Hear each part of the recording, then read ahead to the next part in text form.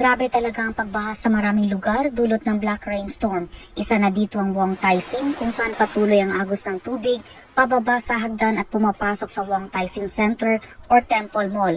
Ang mga palapag sa ibaba ng mall ay puno ng tubig at putik na parang isang ilog. Ang restaurant at kalahati ng hagdan ng escalator ay halos natakpan ng tubig. Tumulong ang mga pulis sa pag-evacuate sa mga tao na na-stranded sa itaas ng palapag ng mall. Sa labas, isang bahagi ng Lung Chong Road ay baha din. Dumating ang mga gawa upang linisin ang mga putik.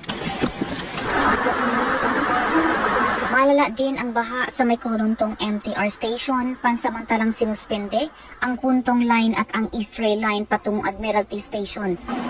Ang agos ng tubig ay mula sa gilid ng platform patungo sa mga riles, parang isang waterfall. Sa isang platform lamang pwede magbaba at magsakay ang mga pasahero. Ang mga malapit na lugar tulad ng Waterloo Road ay pansamantalang sarado. Nagkaroon ding mga babala ng landslide. Ang pinakagrabe ay sa Yutong Estate sa Shao K1.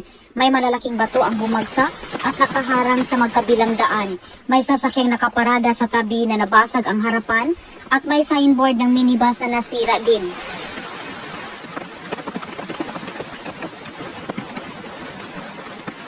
Ang rotonda ay puno din ng putik, maraming mga dahon, konkreto at iba't ibang kalat ng basura kung saan-saan.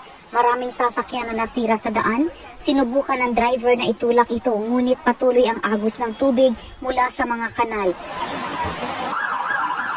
Dumating ang mga pulis upang ayusin ang trapiko, ang mga bumbero naman ay tumulong sa pagdala ng mga sasakyang nakatirik. May mga manggagawa na naglilinis ng mga kalat sa mga kalsada. Sa Repulse Bay Road naman ay may nasirang kalsada at pinaghinalaan ang paglambot ng lupa sa ilalim. Isang puti na sasakyan ang nahulog sa butas. Nakalantad ang mga kable at mga tubo ng kuryente. Dumating ang tauhan ng Town Gas upang suriin ito.